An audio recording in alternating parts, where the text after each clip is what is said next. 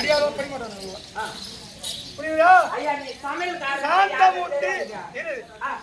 அப்படி இருந்தாலும் என்னுடைய நாமதேயம் சாந்தமூர்த்தி. சாந்தமூர்த்தி பொறுமை குணம் படைத்தவன். பொறுமையில குணமடைத்த சாந்தமூர்த்தி. தர்ம மகாராஜா. தர்மபுத்திர மகாராஜா. தெரிவிப்பாங்க. இருந்தாலும் என்னையே வந்து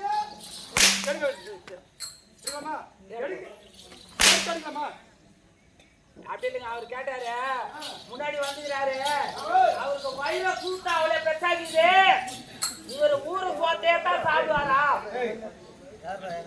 தப்பா நினைக்காதீங்க சமையலுக்கு இவர் ஏஜென்சி எல்லாம் 10 கிலோ 5 கிலோன்னு அங்க போறது எல்லாம் 1 கிலோ தான் நீ இதெல்லாம் பெருமாள் மூட்டை கட்டி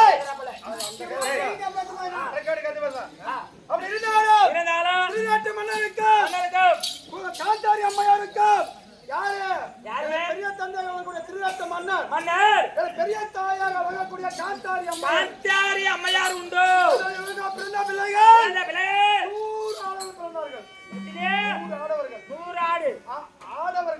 ஆடவர்கள் ஒரு பெண்பால் பிறந்தார். ஒரே ஒரு பெண்பால் ஜனனம் துச்சலை என்று சொல்லக்கூடிய பெண்பால் பிறந்தார்.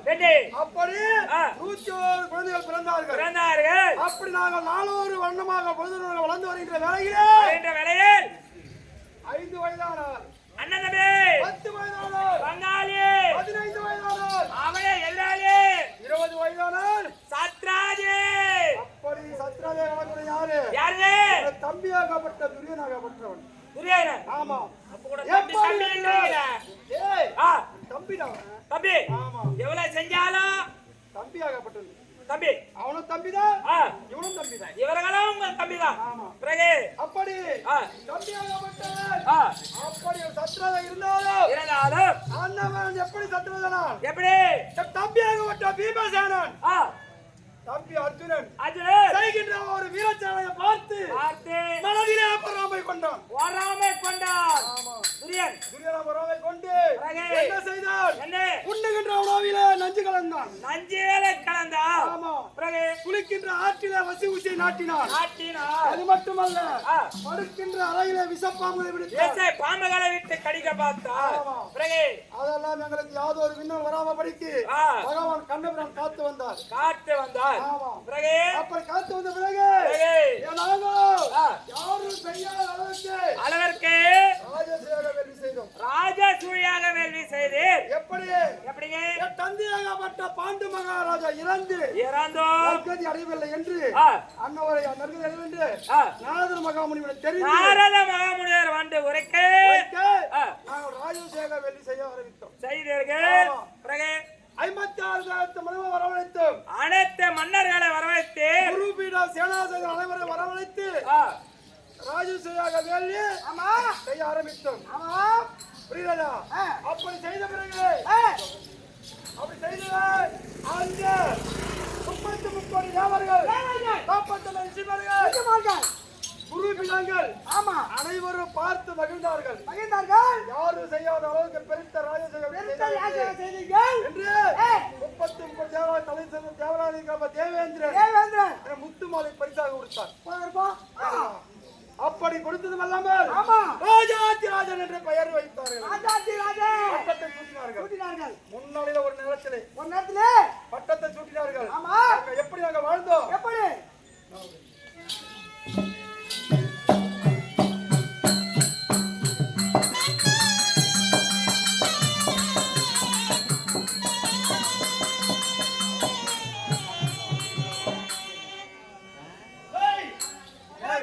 அப்படி நாங்களே ராஜசேகர வேள்வி செய்து பட்டத்தை கொடுத்தார்கள்.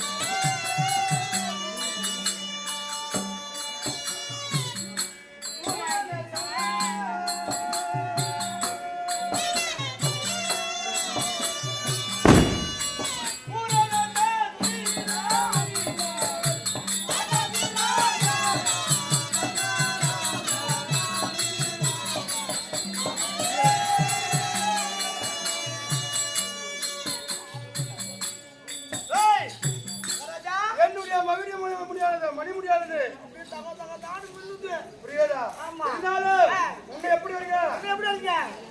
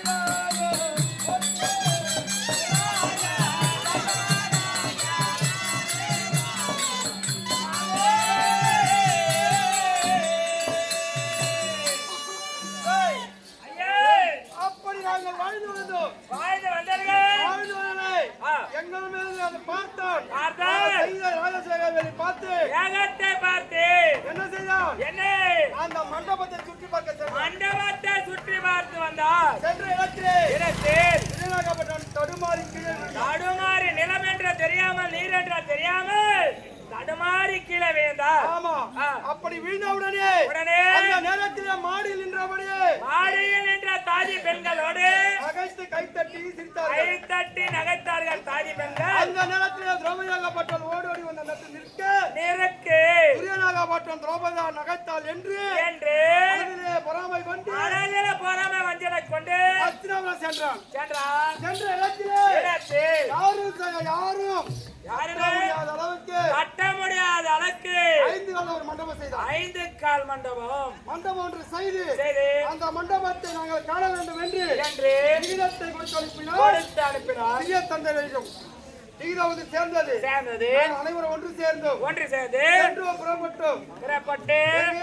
அஸ்தினாபுரம் சென்று மாமா சகுனி மாமாவை துணை கொண்டு லகுவாக சூது சொக்கட்ட நட செய்து அந்த சூது சொக்கட்டனிலே என்னுடைய நாடு நகரம் உப்பு சட்டி உறவோடு அனைத்து பறித்துக் கொண்டார். அது மட்டுமல்ல எங்கள் ஐவரையும் வைத்து ஆடத் சொன்ன வைத்து ஆடினேர். அதிலும் தோற்றேன். அது மட்டுமல்ல ஐவருக்கும் தேவையாக விளங்கக்கூடிய வாழ வந்த பத்தினி பாஞ்சாலே அண்ணவளையும் வைத்து ஒரு ஆட்டம் ஆடினேன். எங்க பொண்டாட்டி வச்சு யாரா சூது ஆடுவாங்களா? அது காலத்தின் விதிடா. என்ன அடிக்காதீங்க, மன்னன் அடிங்க. அப்படி அதையும் தோற்ற பிறகு என்ன செய்தார்கள்? என்ன பெரியவர்கள் சேர்ந்து 12 வருட வனவாசம் அஜ்ஞாதவாசம் காலத்தை கழித்து வந்தால் நாடு இல்லை என்றால் காடே கதி தெரிவித்தார்கள். ஆனால் பெரியவர்கள் கட்டளை சென்று நாங்கள் கானகம் சென்று கானகத்திலே காலத்தை கழித்து இருந்தாலும் சபை வந்தனம் வழிபாடு செய்துவிட்ட பிறகு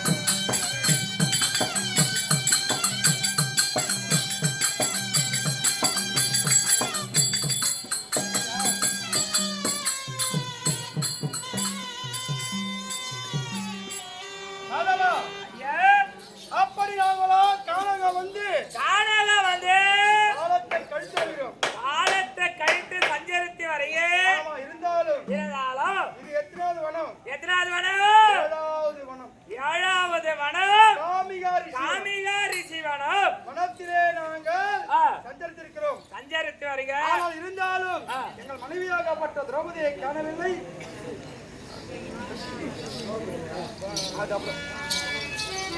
எப்படிடா வரலையே மனைவி திரௌபதி அடுத்து வரணும் கேட்டு வாருங்க.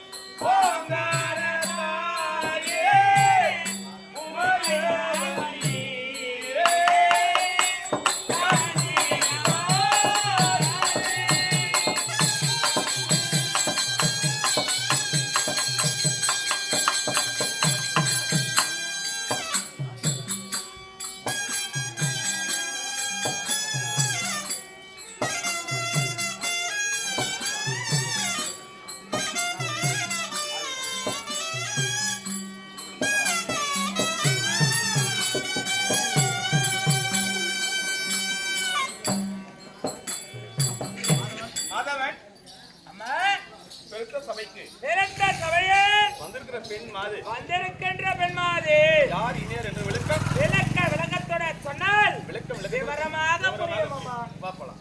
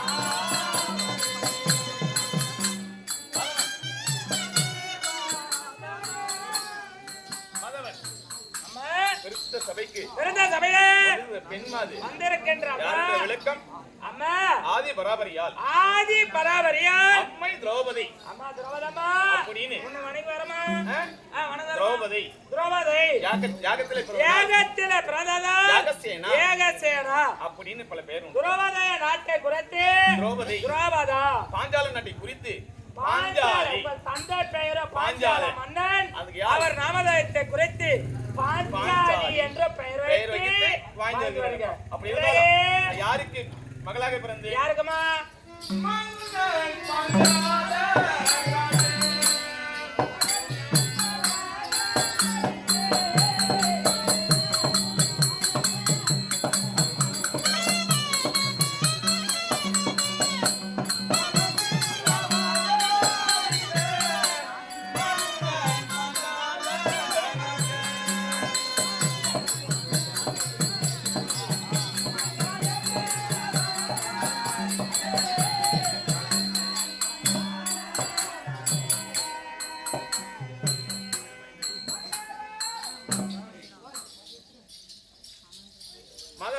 பாஞ்சால மன்னன் ஏகத்திலே என்னுடைய நாமதேயம் பாஞ்சாலி என்று அழைப்பார்கள். ஆமா, தந்தையாகப்பட்டவருக்கு புத்திர பாக்கியம் இல்லாததனால் புத்திர யாகம் செய்தார். புத்திர யாகமானது ஒன்றை ஏற்படுத்தினார்.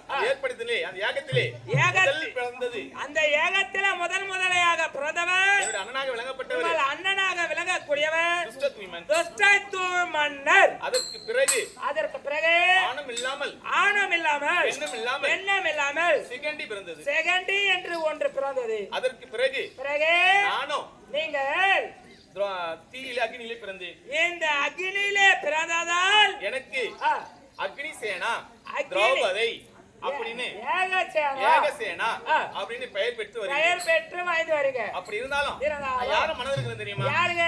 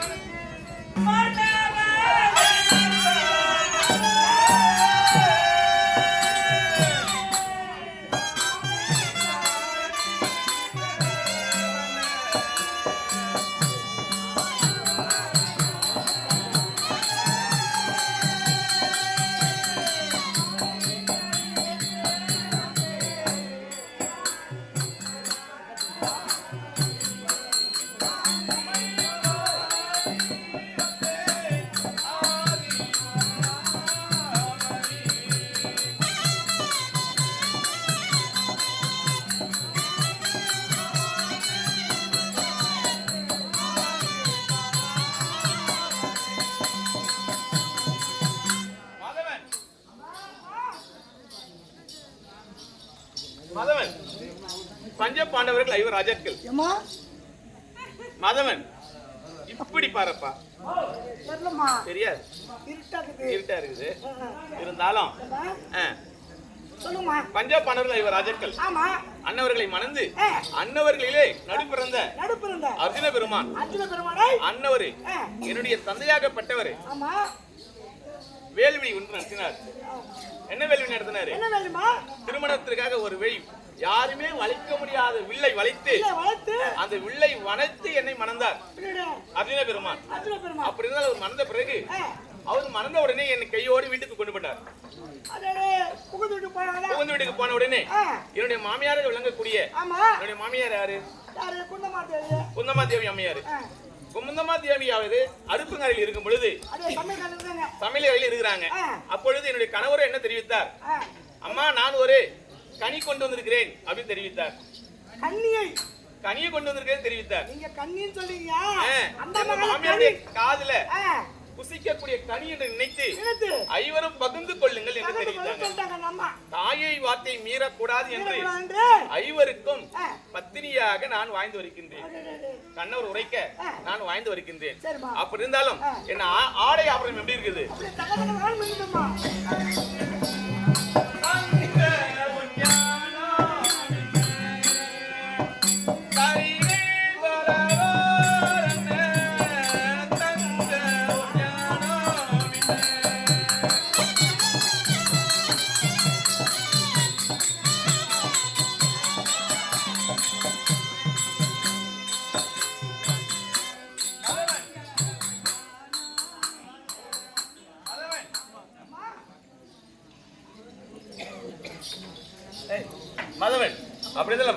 ஆபரணங்களோடு அணிந்து அப்படி இருந்தாலும் தங்க ஒட்டியான் சொல்லி அனைத்தும் அணிந்து வருகிறேன். அப்படி இருந்தாலும் இன்றைய தினத்தில் நாங்க எங்க இருக்கிறோம் தெரியுமா? தமிகாரீஸ்வரன் சொல்லக்கூடிய வனத்திலே வாழ்ந்து வருகின்றோம். எதற்காக வாழ்ந்து தெரியுமா? எங்களுடைய மூத்தாராக விளங்கக்கூடிய துரியோதனன் அண்ணவருடைய அழைப்பை கேட்டு என் கணவர்மார்கள் சென்று அந்த இடத்திலே தூது சொக்கட்டம் என்ற ஆடக்கூடிய ஆட்டம் ஆடி அனைத்தையும் பறித்து விட்டான். அப்படி இருந்தாலும் நீ விரைவாக வருகிறாய். எதுக்கு வருகிறாய்? அப்படியா? ஆகட்டும்.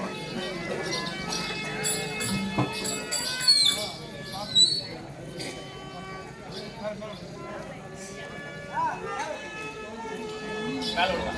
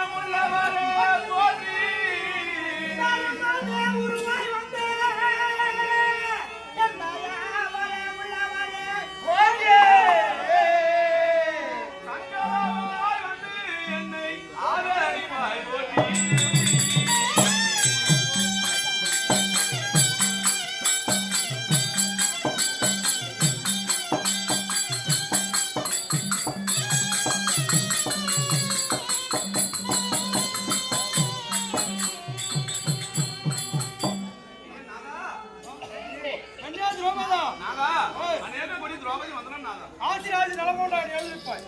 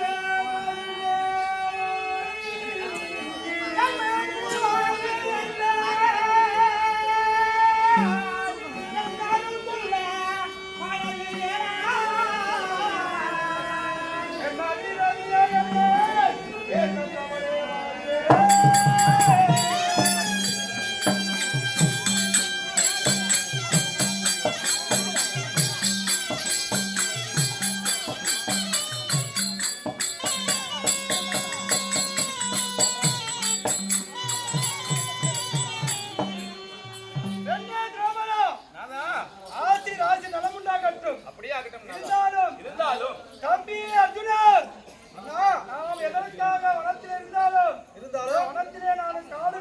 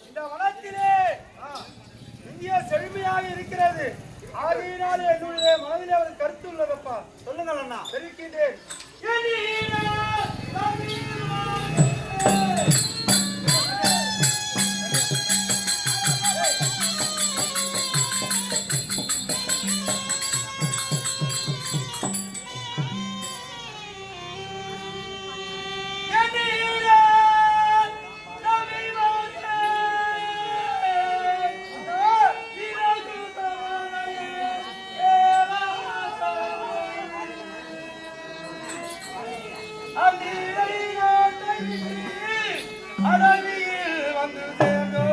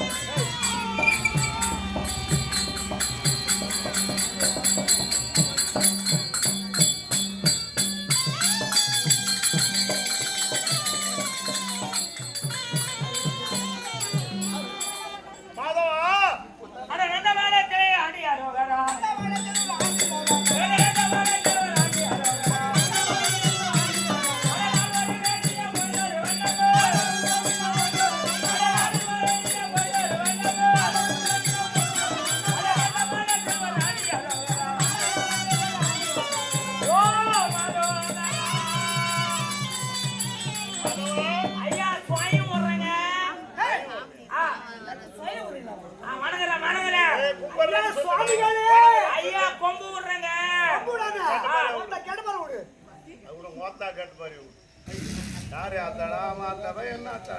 யாரோ ஒருத்தரு ஜபித்து விடுவேன் மடே. டேடே. மாதவா ஆ? நான் யார் என்று தெரிகிறதா? தவித்து விடுவியா? தப்பிடுவாரு உன் கோவை என் மடியிலே ஒன்னு போடங்காது போயா.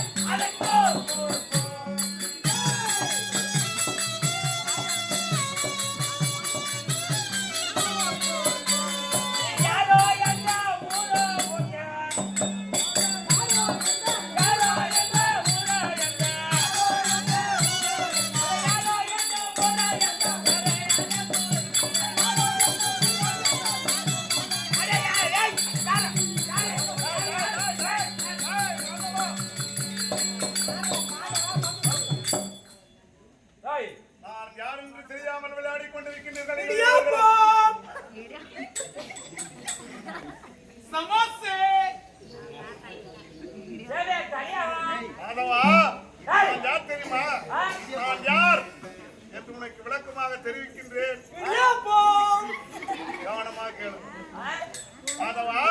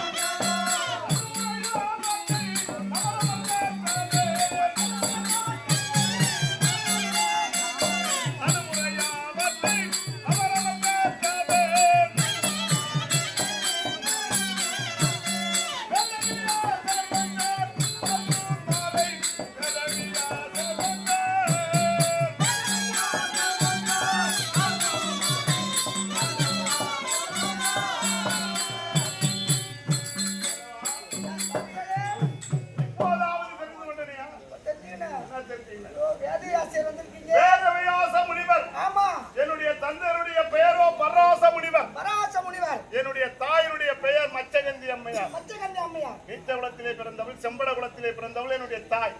என்னுடைய தந்தையோ மகா முனிவர். ஆமா, அவர்கள் இருவருக்கும் நான் எப்படி பிறந்தது உனக்கு ஒரு சந்தேகம் இருக்கும். அவர்கள் இருவருக்கும் நான் எப்படி பிறந்தேன் எப்படி என்றால் என்னுடைய தந்தை பராச முனிவரோ கானகத்திலே தவம் செய்து கொண்டிருந்தார். ஆமா, அப்பொழுது வானத்திலிருந்து ஒரு அசைர் வாக்கு உரைத்தது. இன்றைய தினம் அதிசய நட்சத்திரங்கள் வானத்திலே இரண்டும் ஒன்று சேரப்போகிறது. அந்த நேரத்திலே பெண்ணிடத்திலே சேர்ந்த சேர்ந்தால் இந்த உலகமே போற்றி புகழக்கூடிய அதிசயிக்கக்கூடிய ஒரு ஆண்மகன் பிறப்பான் என்று அசரீர்வாத் உரைத்தது. இதை கேட்டார் என்னுடைய தந்தை பராச முனிவர். உடனே தவத்தை கலைத்து கிரகத்துக்கு ஓடோடி வருகிறார். வீட்டுக்கு வருகின்ற வழியிலே பெரிய நீரோடை. ஆமா, அந்த நீரோடையிலே இக்கரைக்கும் அக்கரைக்கும் தண்ணி புரண்டு ஓடிக்கொண்டிருக்கிறது. போய்கொண்டிருக்கிறது. இந்த ஆற்றை நாம் எப்படி கடைப்பதென்று என்னுடைய தந்தை மிகவும் வேதனை அடைந்தார். பார்த்தால் அங்கே ஓடத்தை செலுத்தக்கூடிய பெண்ணானவள் இருக்கிறாங்க. ஆமா, ஆமா, இக்கரையில் உள்ள ஆட்களை அக்கறைக்கும் அக்கறையில் உள்ள ஆட்களை இக்கரைக்கும் கொண்டு வந்து விடுவது அந்த அம்மனுடைய வழக்கம். அப்படி இருக்கும்போது அந்த பெண்ணிடத்திலே சென்றார். அது யார் தெரியுமா? அதுதான் மச்சகந்தி என்று சொல்லக்கூடிய பெண். செம்படகுட தலைவன் தாசராஜனுடைய மகள் மச்சகந்தி என்று சொல்லக்கூடிய அம்மையார். என்னுடைய தந்தை சென்று, பெண்ணே, நான் அவசரமாக அக்கறைக்கு செல்ல வேண்டும், என்னை இந்த படகிலே அமர்த்தி அக்கறைக்கு எடுத்து செல்வா என்று கேட்டார். என்னுடைய தாய் என்ன தெரிவித்தார்கள் தெரியுமா? ஐயா, இதற்கு தேவையான சுமை தேவை, இல்லை என்றால் நீரிலே படகு கவுந்து விடும். ஆமா, ஆகினால் ஆட்கள் வரட்டும், உங்களை அழைத்து செல்கிறேன் என்று தெரிவித்தார். அம்மா, நான் அவசரமாக செல்ல வேண்டும், ஆகினால என்னை ஓடத்திலே அமர்த்தி அக்கறைக்கு எடுத்துட்டேன், அதற்கு தேவையான சுமையை நான் ஏற்பாடு செய்கிறேன் என்று என்னுடைய தந்தை பராசம் தெரிவிக்க, என்னுடைய தாயோ வந்திருப்பார், மகா முனிவராக இருக்கின்றாரே, சரி என்று ஒப்புக்கொண்டு படகிலே அமர்த்தி அக்கறைக்கு எடுத்து வருகிறார்கள். வருகின்ற வழியிலே என் தந்தைய வானத்தையே பார்த்து கொண்டு வருகிறார். எதுக்கு? அந்த 2 நட்சத்திரம் எப்போது ஒன்று சேரப்போகிறது என்று அதையே பார்த்து கொண்டு வருகிறார். வருகின்ற நேரத்திலே 2 ஒன்று சேரக்கூடிய நேரம் நெருங்கிவிட்டது. பார்த்தாலே என்னுடைய தந்தை பராச முனிவர், என்னடா இது 2 நட்சத்திரம் ஒன்று சேரப்போகிறது, நாம் கிரகத்திற்கு சென்று நம்முடைய மனைவிடத்திலே சேர முடியாமல் போய்விடும் போல் இருக்கிறது என்று மனதிலே நினைத்து, சரி யாராவது இருக்கட்டும், இந்த பெண்ணிடத்திலாவது நாம் சேர்ந்து இந்த உலகமே அதிசயிக்கக்கூடிய ஆண்மகனை நாம் பெற்றெடுக்க வேண்டும் என்று மனதிலே நினைத்தார். நினைத்து, பெண்ணே, 2 நட்சத்திரங்களும் ஒன்று சேரக்கூடிய நேரம் நெருங்கிவிட்டது, ஆகையினால் என்னுடைய கிரகத்திற்கு நான் செல்ல முடியாது, ஆகையினால் உன்னிடத்திலே சேர்ந்து நான் ஒரு மகனை பெற்றெடுக்க வேண்டும், உன்னுடைய சம்மதம் என்று கேட்டார். என்னுடைய தாயோ மறுத்து பேசினார்கள். நீங்களோ மகா முனிவர், நானோ நீச்ச குலத்திலே செம்பட குலத்திலே பிறந்தவர், உனக்கும் எனக்கு தகுமா இந்த உறவு, வேண்டாம் என்று தெரிவித்தார்கள். அப்படி இல்லையம்மா, அந்த நட்சத்திரங்கள் ஒன்று சேரக்கூடிய நேரத்திலே சேர்ந்தால், பெண்ணிடத்திலே சேர்ந்தால் இந்த உலகமே அதிசயிக்கக்கூடிய ஆண்மகன் பிறப்பான் என்று அசைவாக குறைத்திருக்கிறது. இந்த 2 நட்சத்திரங்கள் இப்போது ஒன்று சேரப்போகிறது, ஆகினால் உன்னிடத்திலே சேர்ந்து நான் ஒரு மகனை பெற வேண்டும் என்று வற்புறுத்தி இருவரும் சம்மதத்தோடு அந்த படகிலே என்ன செய்தார்கள் தெரியுமா? அதாவது மூடுபடை உண்டாக்கி ஒரு திட்டை ஏற்படுத்தினார் என்னுடைய தந்தை அவருடைய மந்திர வலிமையிலே, ஆற்றினிலே. அந்த திட்டிலே மூடுபடை உண்டாக்கி இருவர்களும் ஒன்று சேர்ந்தார்கள். யாரு? மச்சகந்தி அம்மையாரும் பராச முனிவரும் இருவரும் ஒன்று சேர்ந்ததுமே ரிஷி பிண்டம் இரவு தங்காது என்று சொல்வார்கள். தன்னை போல் அந்த இருவருக்கும் நான் ஆண்மகனாக அவதரித்தேன் அந்த ஆற்றிலே. எனக்கு பெயர் சூட்ட வேண்டும் என்று நினைத்தார்கள். என்ன பெயர் வைத்தார் தெரியுமா?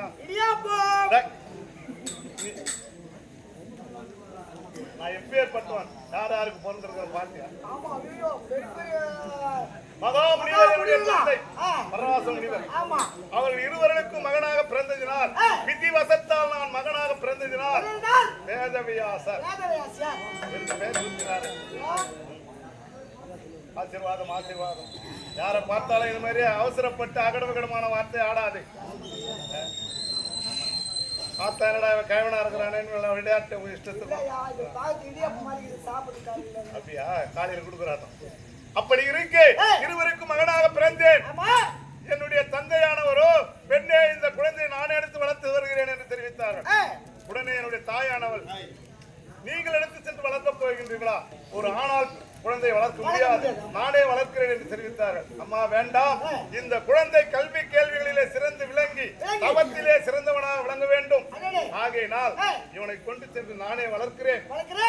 நீ எப்பொழுது உன்னுடைய மகனை பார்க்க வேண்டும் என்று உன்னுடைய மனதிலே நினைக்கின்றாயோ அப்பொழுது உன்னுடைய மகன் உன்னிடத்திலே இருப்பான். அப்பேற்பட்ட வரத்தை கொடுத்தார் என்னுடைய தந்தை. அப்படி பராச முனிவருக்கும் மச்சகந்தி அம்மையாருக்கும் மகனாக பிறந்து வேத வியாசர் என்று பெயர் வைத்து நான் வாழ்ந்து வருகிறேன்.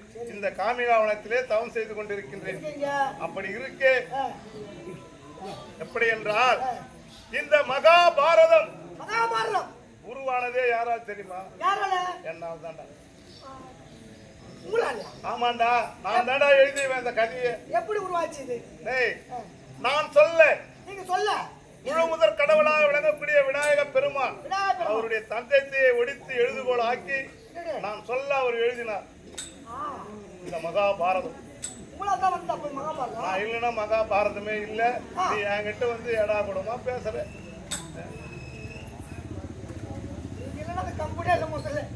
ஏன்டா இல்லைன்னு சொல்றேன்? என்னை விட தாத்தாலாங்கிறாங்க. மாதவா, அப்படி இருக்க இந்த காமிகாவனத்திலே அப்படி இருக்கு இந்த காமிகா வனத்திலே இதற்கு முன்பாக பார்த்தால் பட்டு போன மரங்கள் எல்லாம் இருந்தது. இப்பொழுது பார்த்தால் பட்டு போன மரங்கள் எல்லாம் துவங்கி பசுமையாக பூத்து குலுங்கிக் கொண்டிருக்கின்றது. இந்த காமிகா வனத்திற்கு யாரோ புண்ணியவான் சக்திவான் வந்திருக்கிறார் போல் இருக்கின்றது. ஆகையினால் அது பார், யாரோ ஒரு கூட்டம் வருகிறது. சரி, அமர்ந்து பார்க்கலாம் யார் வர்றாங்க.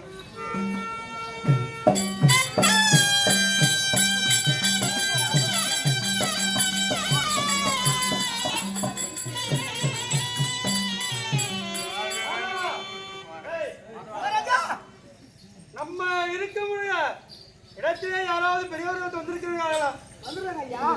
வந்திருக்காங்க. யாரும் எனக்கு தெரியவில்லை. சென்று அழைக்கலாங்களா?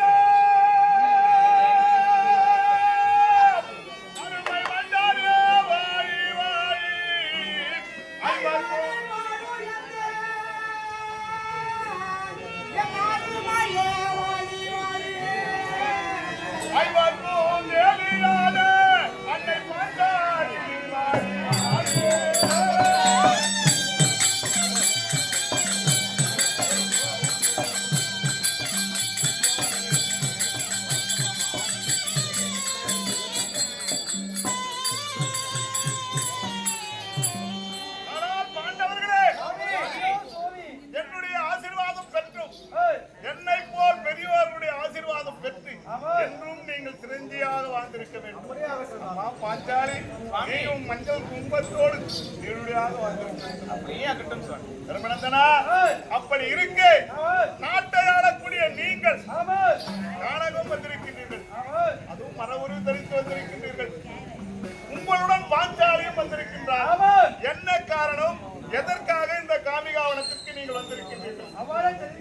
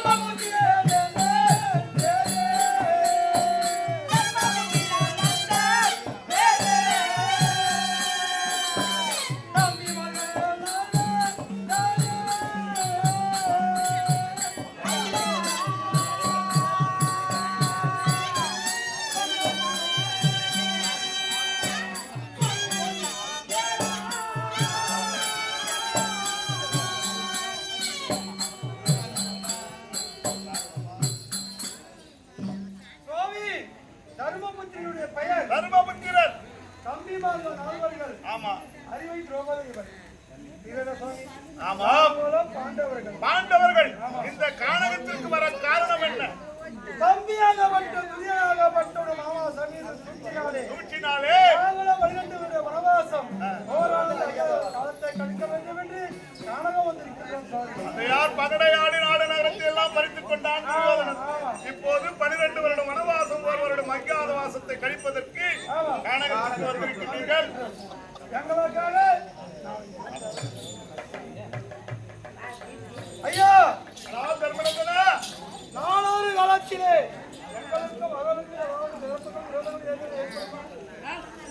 தர்மநந்தனா, உங்களுக்கு எந்த இடரும் நேராது. அப்படி இருந்தாலும் கடந்து போனதையும்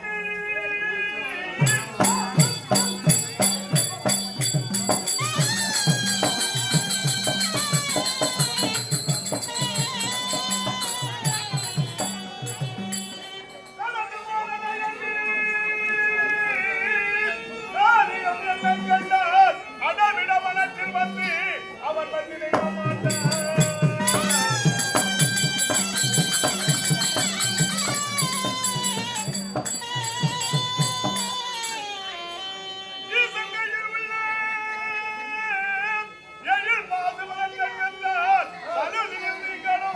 உங்கள் தத்ராதி வந்ததாக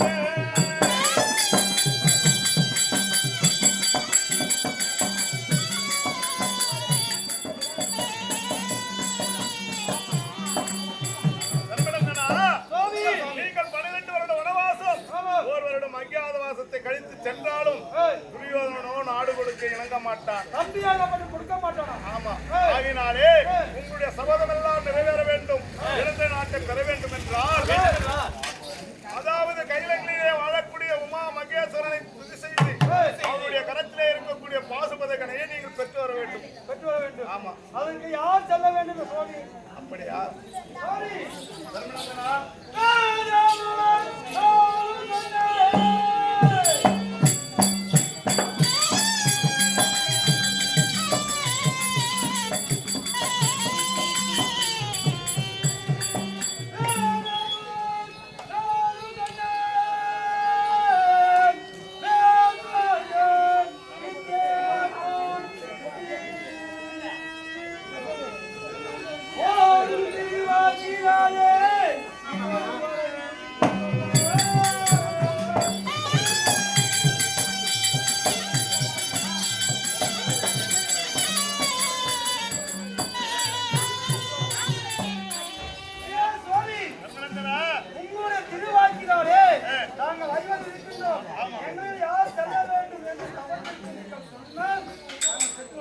சரி, அப்படி ஆகட்டும் தர்மநந்தனா. உங்களை வருவத்தானா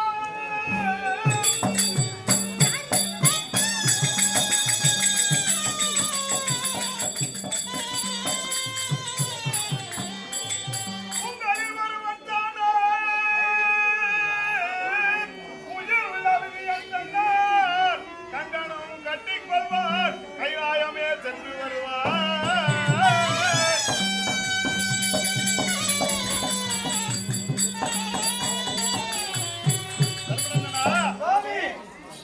அதாவது உங்களிலே நீயன் ஒருவன் தான், அத்துடன் ஒருவன் தான் இதற்கு தகுதியானவன். உன்னால் முடியாது. அவன் கோபத்திலே விழுந்தவன். அவர்களெல்லாம் சாஸ்திரத்திலே பிரிந்தவனும் போல கொடுத்தா வாங்கி வருவான், குடும்பம் வந்துட்டு அவரு வந்துருவான். ஒரே மனதோடு சென்று கைலங்கிரியிலே வாழக்கூடிய உமா பரமேஸ்வரனை குறித்து நித்திய தவம் செய்து பாசுபத கணையை பெறக்கூடிய தகுதியானவன் உன்னுடைய தம்பி அர்ஜுனன் ஒருவன் தான். ஒரு சந்தேகம் இருக்கலாம், உங்களுடைய தம்பியோ பெண் பாவம் பிடித்தவன், ஒரு கல் சிலையும் பெண் சிலையாக இருந்தால் அதை வந்திக்கக்கூடியவன். இப்பேற்பட்டவன் ஒரே மனதோடு செல்வானா என்று கேட்கிறாய். இருந்தாலும் உன்னுடைய அர்ஜுனனுக்கு வைரியாகம் அதிகம். நாம் செய்த சபதம் நிறைவேற வேண்டும், இழந்த நாட்டை பெற வேண்டும் என்று ஒரே எண்ணத்தோடு செல்வான். ஆகினாலே இதற்கு தகுதியானவன் உன்னுடைய தம்பி விஜயன் தான். சரி, அப்படியே ஆகட்டும். அப்படியே ஆகலாம். அர்ஜுனா, இப்போது நாம் சொல்லக்கூடிய மந்திரத்தை நீ மனதிலே நினைத்து உச்சரித்துக் கொண்டே செல்ல வேண்டும். ஒரே மனதோடு செல்ல வேண்டும்.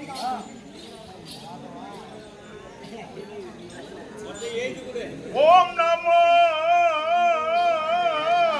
நம சிவாய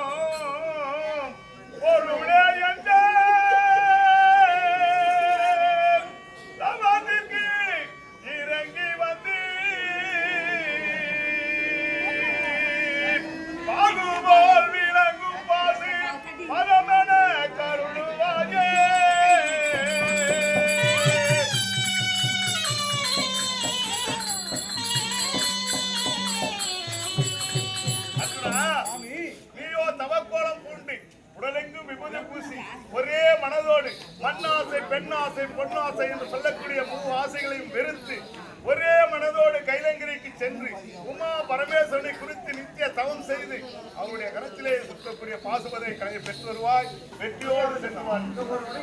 அப்படியா?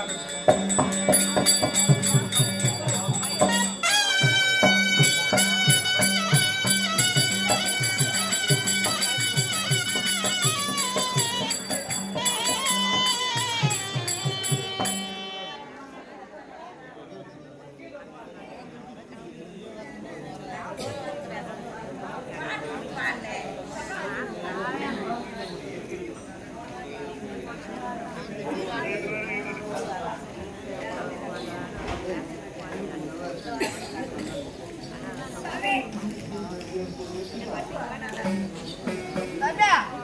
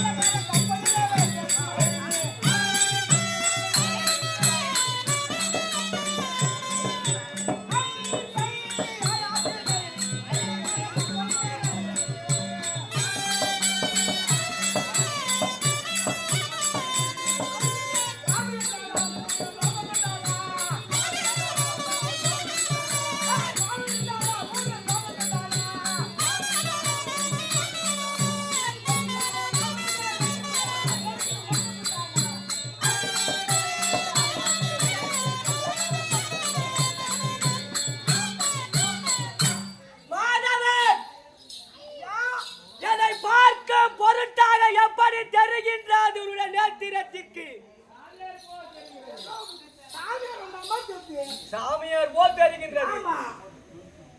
மாதவன் நான் ஆதியில் முடிந்த சாமியார் கிடையாது. ஆதியில சாமியார் இல்ல நீங்க, பாதியில் வந்த சாமியார். பாதிங்க. ஆமா. என்ன காரணம்? என்னுடைய தாயாதியாக விளையக்கூடிய துரியை செய்த கொடுமையினாலே 12 ஆண்டு வனவாசம், ஓராண்டு அந்நியார் வாசம், ஆக 13 கழிக்க பொருட்டாக அசோத்தவள பொது கட்டினார்கள். பொது கட்டினார்கள். ஆமா. குரு பெரும் திறமையை கொண்டு காலகத்தை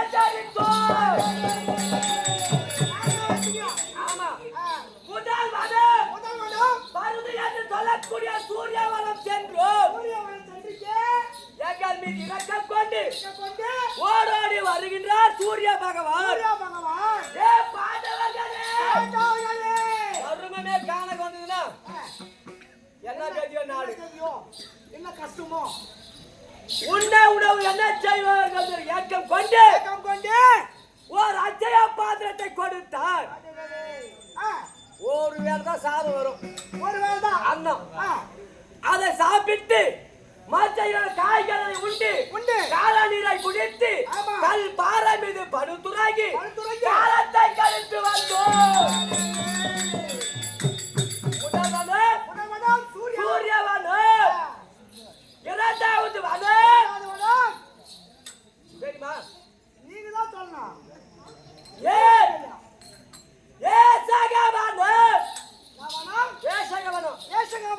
அப்படி சென்று 6 ஆண்டு காலம் முடிந்தது. ஆமா, 6 ஆண்டு காலம் முடிந்தது. 7வது வனம் காமிகா ரிஷி வனம். எங்கள் மீது இலக்க கொண்டு நூலியாடி மார்க்கமாக தாத்தா வேத விநாசம் வந்தார். வழிவந்தனபாடு செய்தோம். அன்னவர் ஆசி பெற்றோம். ஏ பாண்டவர்களே, உன் தாயாதி துரியானவன் நாடு கொடுக்க மாட்டான். யுத்தம் ஒன்று ஏற்பட்டால் உங்கள் கரத்திலே தகுந்த ஆயுதம் கிடையாது. என்ன செய்வதுன்னு கேட்டோம். ஏ பாண்டவர்களே,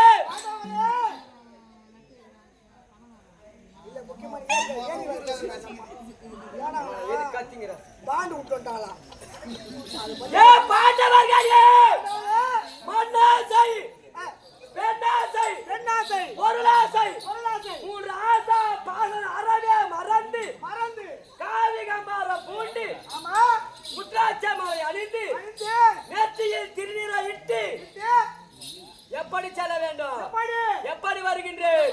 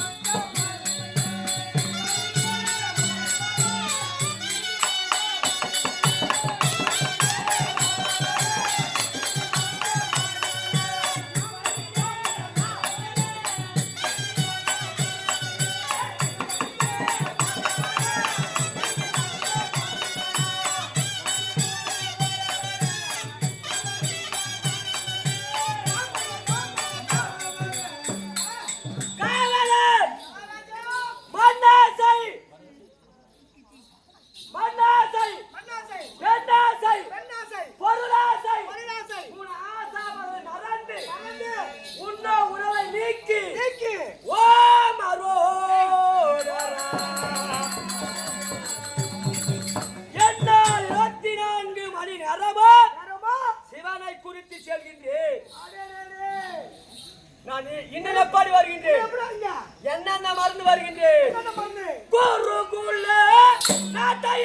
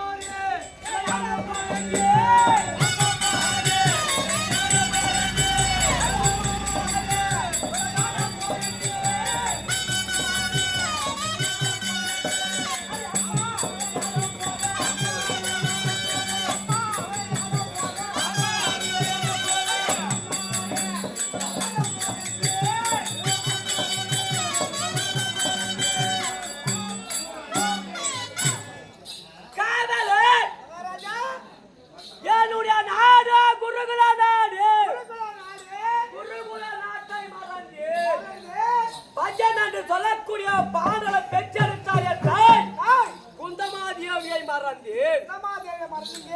என்னுடன் பிறந்த தமைய தம்பிமார்களை மறந்தேன் ஆமா ஏன் எதற்காக செல்கின்றேன் ஏன் பாட்டு தூரி கதான செய்ய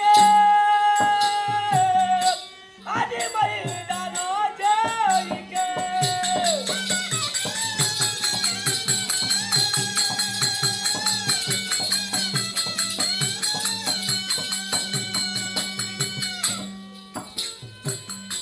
பாட்டு தூரி கதான செய்ய அடிமைதானோ ஜெயிக்க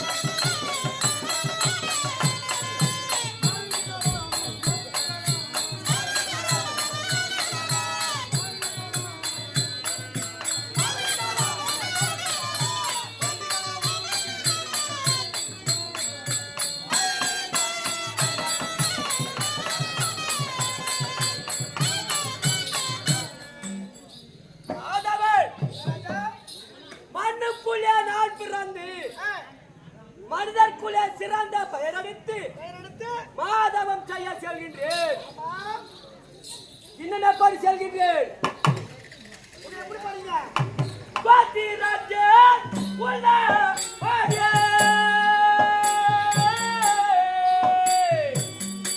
மன்னவர்கள் பாத்திரமல்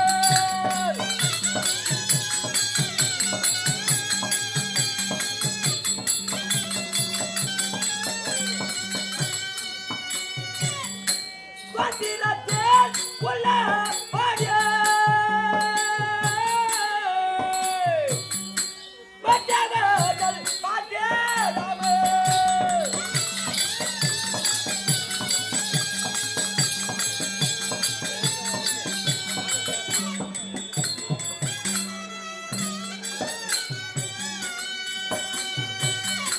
கும்பிட்டு வைநாடாக்கின்றேன்.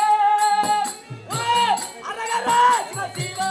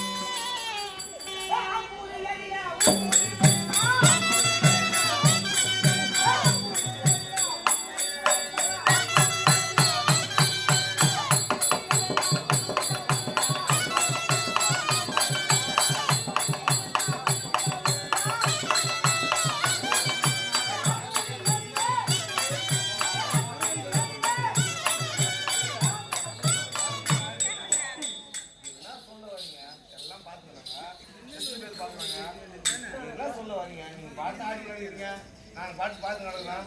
என்ன காரணம்?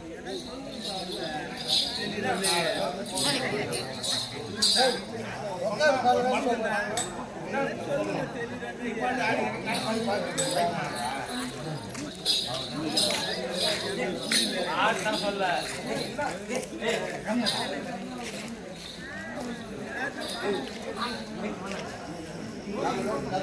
அதகரே நாள் உலகை வாக்கை அல்லோ மரத்தேரே சிறகு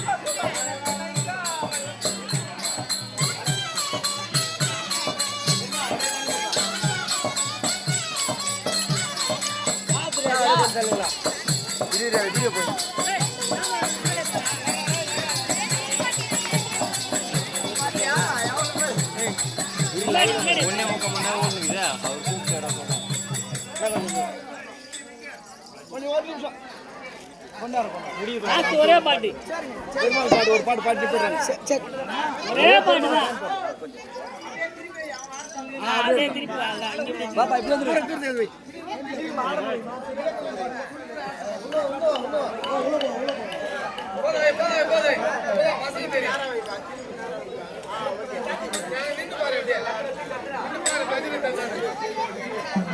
ஆட போறோம்.